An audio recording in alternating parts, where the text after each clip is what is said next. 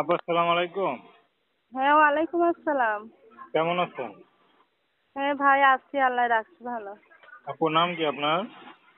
আমার নাম মরিয়ম। খুব সুন্দর নাম। মরিয়ম আপু কি করেন? আমি একটা ওই ছোটখাটো গার্মেন্টসে চাকরি করি।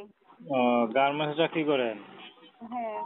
আচ্ছা, তো বিয়ে শাদী হয়েছে? না, আমার বিয়ে শাদী হয় নাই। যৌতুকের জন্য বিয়ে শাদী হয় নাই। বাবা বিয়ের মা কথা নাই? আছে। বাবা আছে, আর একটা বিয়ে করে চলে গেছে গা। আর ফ্যামিলিতে এখন আমার একটা ভাই আর আমি আর আমার মা, তিনজনই। আচ্ছা, তো এখন ইউটিউবে আসেন কি বিয়ে শাদীর জন্য না সহযোগিতার জন্য?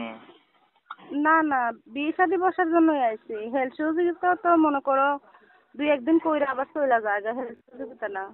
মনে করো বিয়ে বসার জন্যই আইছি, যাতে সারাটা জীবন একটু ভালোভাবে থাকতে পারি। আচ্ছা, পরিবারে আর কে কে আছে?